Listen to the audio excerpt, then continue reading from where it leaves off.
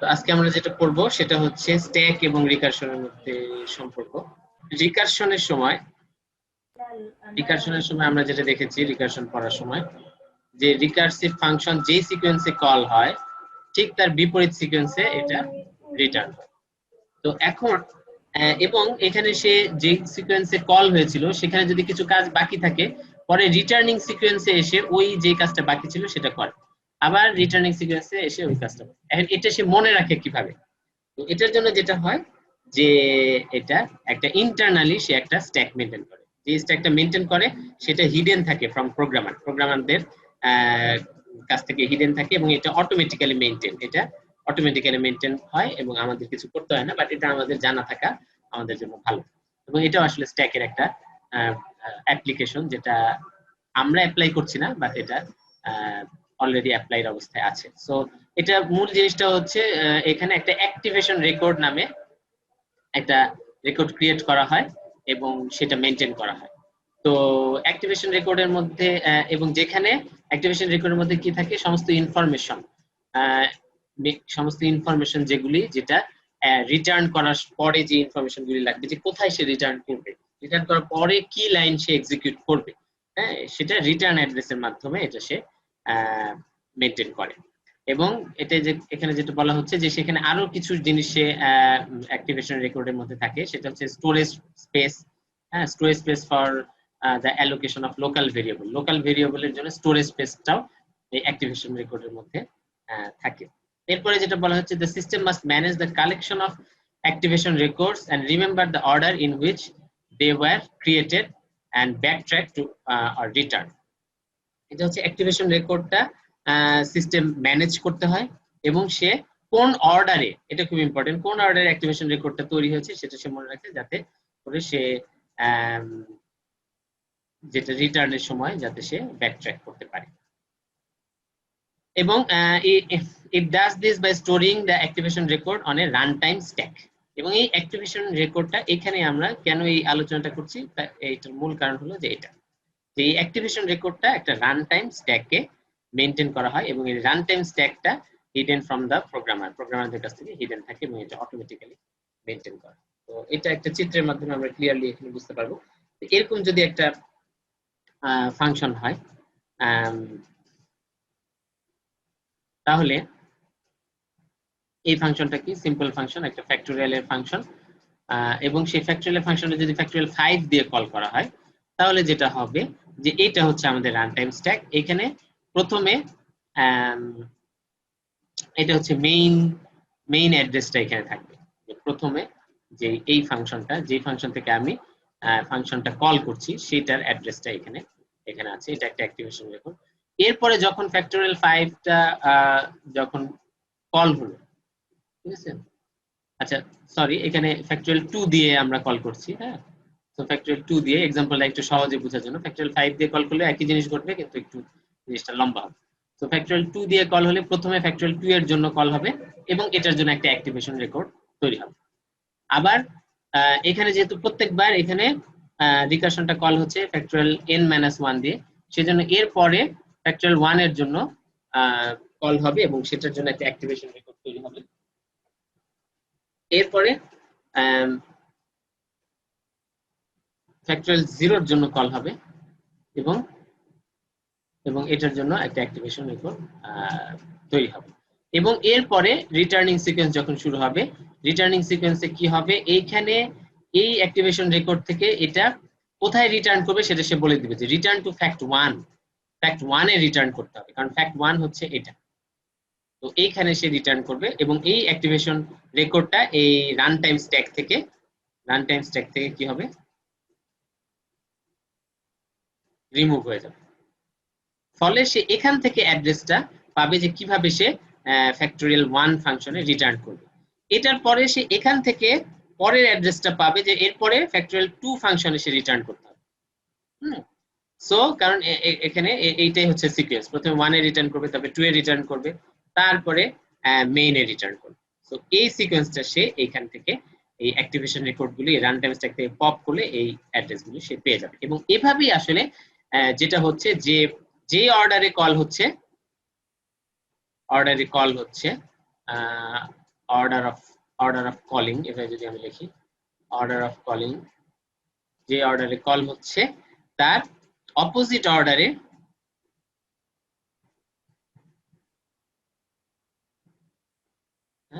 Opposite অর্ডারে কি হচ্ছে, রিটার্ন হচ্ছে। কেন সেটা হচ্ছে, কারণ এখানে একটা রান টাইম স্ট্যাক মেনটেন করা হচ্ছে। স্ট্যাকের বৈশিষ্ট্য যেটা, যে যেই অর্ডারে জিনিসটা রাখা হয়েছে তার বিপরীত অর্ডারে জিনিসটা এখান থেকে ফেচ করা হবে বা রিট্রিভ করা হবে বা বের করা হবে, সো পপ করা হবে। তো সেই জন্য এই জিনিসটা আমরা স্ট্যাকে রিকারশনে আমরা এই জিনিসটা মেনটেন করতে পারি। এখানে একটা রান টাইম স্ট্যাক মেনটেন করার কারণে জিনিসটা আমাদের জন্য সহজ হয়। তো এটা হলো এখানকার আলোচনা। এরপরে আমরা একটা ছোট্ট বিষয় পড়বো এখন আমরা, সেটা হচ্ছে এটা রিকারশনের সাথে জড়িত, tower of Hanoi. So tower of Hanoi এই প্রবলেমটা হচ্ছে 1883 তে, যেটা মনে করা হয়, যদি এটা নিয়ে কন্ট্রোভার্সি আছে, যে একজন ফ্রেঞ্চ ম্যাথমেটিশিয়ান তৈরি করেছেন, এডওয়ার্ড লুকাস। সো এটা হচ্ছে কি, যে এখানে কিছু টাওয়ার থাকবে, যেমন এখানে তিনটা টাওয়ার থাকে। সো এই তিনটা টাওয়ারের মধ্যে কিছু একটা টাওয়ারের মধ্যে কিছু ডিস্ক থাকে। তো মূল কাজটা হয় যেটা, যে ডিস্কটা এই টাওয়ার থেকে এই টাওয়ারে নিতে হবে, এটা ডেস্টিনেশন, এটা হচ্ছে ডেস্টিনেশন টাওয়ার। আর এই টাওয়ারটা হচ্ছে অক্সিলারি বলে, বা এটা হচ্ছে সাবসিডিয়ারি টাওয়ার, যেটা হচ্ছে হেল্প করে এটা মুভ করার ক্ষেত্রে। তো মুভ করাটা কেন কঠিন? কঠিন কারণ হচ্ছে যে larger disk cannot be placed on smaller disk. তাহলে এখানে মনে করো যে একটা স্মলার ডিস্ক আছে, তার উপরে তুমি একটা লার্জার ডিস্ক বসাতে পারবে না। তো এখানে যেরকম সিঁড়ির মতো লার্জার ডিস্কের উপরে স্মলার, তার উপরে আরো স্মলার, এইভাবেই সবসময় বসাতে হবে। এই কারণে প্রবলেমটা একটু কমপ্লেক্স হয়ে যায়। সো এখন এটা আমরা দেখি যে কিভাবে আমরা করতে পারি, যদি তিনটা ডিস্ক থাকে, 3 ডিস্কের জন্য প্রবলেমটা কিভাবে আমরা সলভ করতে পারি। এটা এ বি সি টাওয়ার আছে, তাহলে প্রথমে আমরা যেটা করতে পারি যে বি নাম্বার ডিস্কে সবচেয়ে ছোটটা নিয়ে গেলাম, তারপরে সি নাম্বার ডিস্কে দ্বিতীয় যে বড় সেটা নিলাম, সেটা নেওয়ার পরে আবার বি থেকে সি তে ছোটটা নিয়ে গেলাম, কারণ এটা এটার উপরে এখন আমি রাখতে পারবো, কারণ এটা বড়। তো এবার যেটা করলাম যে বি তে সবচেয়ে বড়টা নিয়ে গেলাম। এখন কি করব, এখন সি টা যদি এ তে নিয়ে আসি, তাহলে এখন সি থেকে এটার উপরে বি টা নিতে পারতেছি, এবং ফাইনালি এ থেকে বি আমি মুভ করতে পারতেছি। তাহলে এটা এখানে একটা অ্যানিমেশনের মাধ্যমে আমরা দেখতে পারি। এবং কয়টা স্টেপ হলো এখানে বলা আছে, 2টা স্টেপ হলো, 3টা স্টেপ হলো, 4টা স্টেপ হলো, 5টা, 6টা, 7টা। তাহলে আমরা দেখলাম যে টোটাল 7টা স্টেপ। আবার আমরা দেখতে পারি চাইলে 2, 3, 4, 5, 6, 7। আমরা নিশ্চয়ই কনভিন্স যে টোটাল এখানে 7টা স্টেপে আমরা কাজটা করতে পারছি। তাহলে 3টা ডিস্ক থাকলে আমরা যেটা দেখছি যে 7টা স্টেপস লাগছে। তাহলে এটা জেনারেলাইজড ফরম্যাটটা হলো যে যদি n সংখ্যক ডিস্ক থাকে, তাহলে 2 টু দি পাওয়ার n - 1 সংখ্যক স্টেপ লাগবে। তাহলে এখানে যেহেতু 3টা ডিস্ক ছিল, 2 কিউব - 1 8 - 1 7 স্টেপস লাগবে।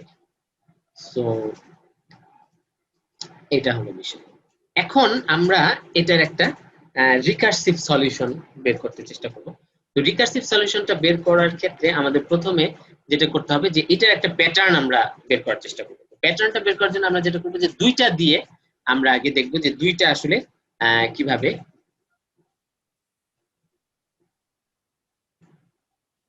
কিভাবে কাজ করছে। সো আমরা একটু খেয়াল করি যে মূল বিষয়টা কি। আমি যদি সোর্স থেকে অক্সিলারিতে, হ্যাঁ,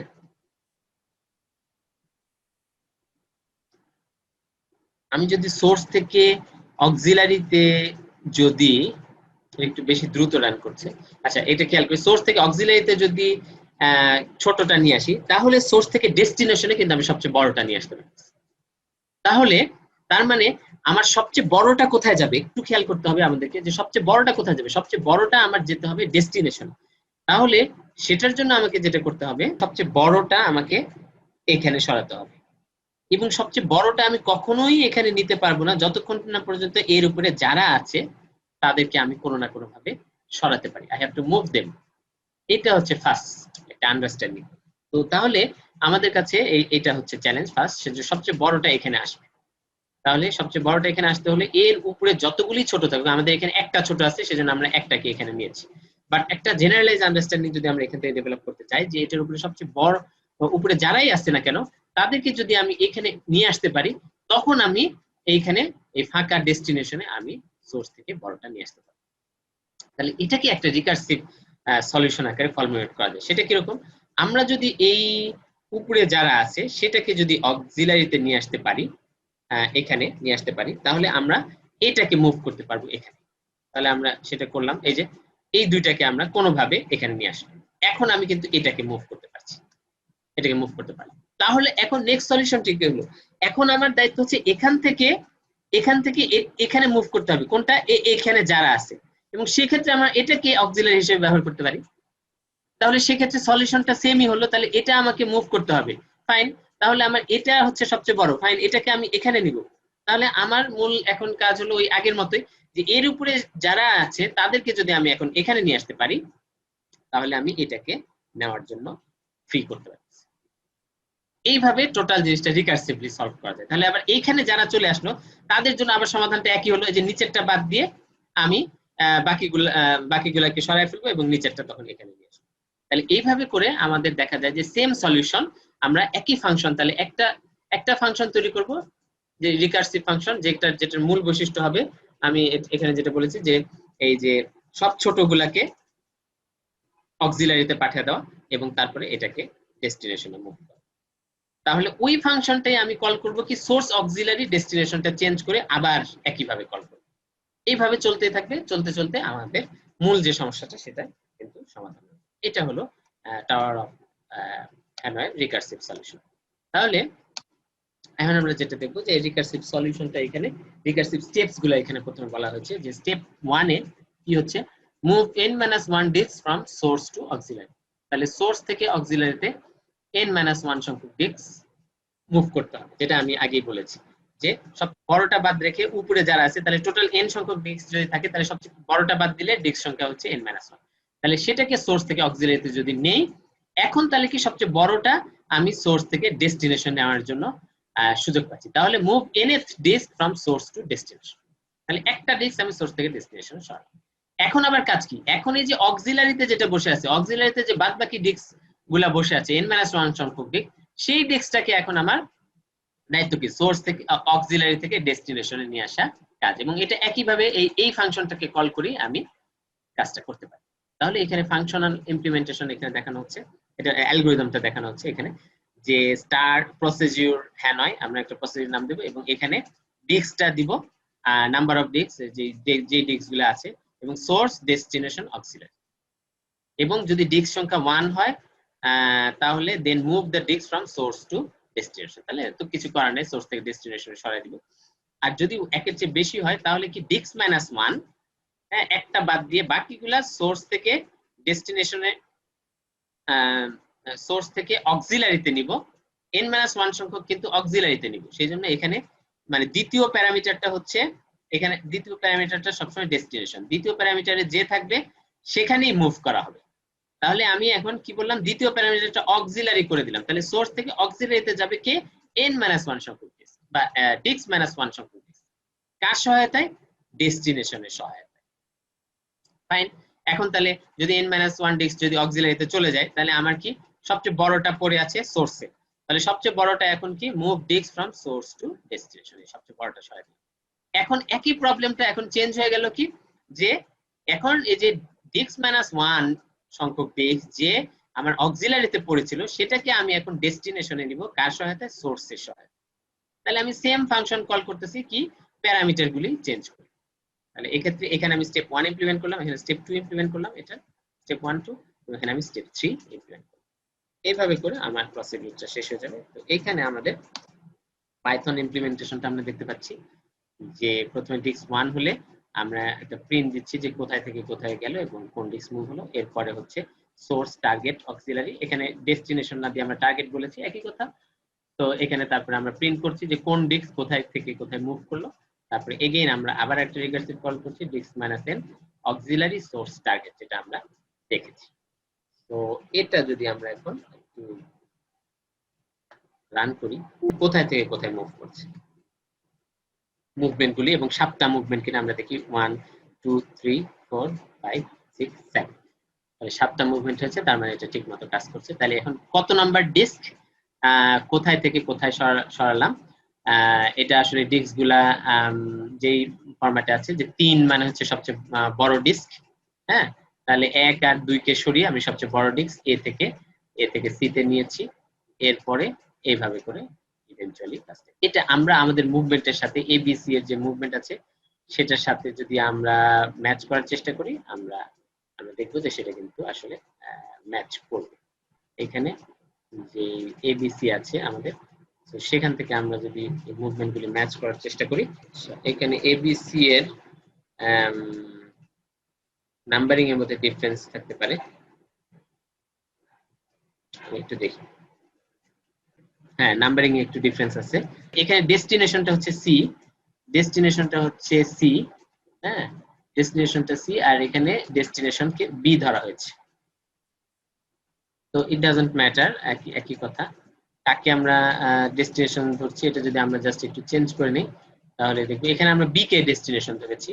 আমরা যদি একটা করতে পারি যে আমরা এটার ডেজিগনেশন চেঞ্জ করতে পারি, অথবা আমরা এইখানে যদি আমরা একটু চেঞ্জ করে দিই, তাহলে এটার সাথে মিলবে। তাহলে এখন আমাদের প্রোগ্রামের সাথে আউটপুটটা, আমাদের যে সিমুলেশন আছে সেটার সাথে আউটপুটটা মিলবে। একই কথা, আমরা আসলে কাকে কোনটা ধরছি এটা একটু খেয়াল করে ধরতে হবে। দিলাম 3টা, তাহলে আমরা দেখতে পাচ্ছি যে, ওকে, সিম্পলি আমি মিলাতে চাই আর কিছু না।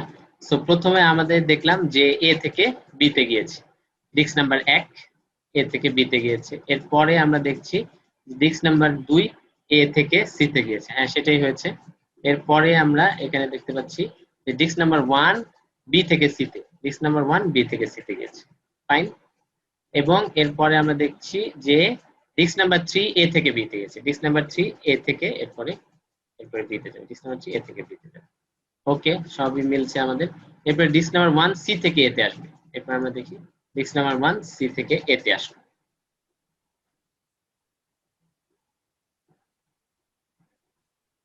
এবং নেক্সট হচ্ছে ডিস্ক নাম্বার 2 সি থেকে বি তে যাবে, ডিস্ক নাম্বার 2 সি থেকে বি তে যাবে, ডিস্ক নাম্বার 2 সি থেকে বি তে যাবে, এবং ফাইনালি বোঝাই যাচ্ছে ডিস্ক নাম্বার 1 এ থেকে বি তে আসবে, ডিস্ক নাম্বার 1 এ থেকে বি তে আসবে, ডিস্ক নাম্বার 1 এ থেকে বি তে আসবে। সো এইটা হলো আমাদের বিষয়। তো এখন আমরা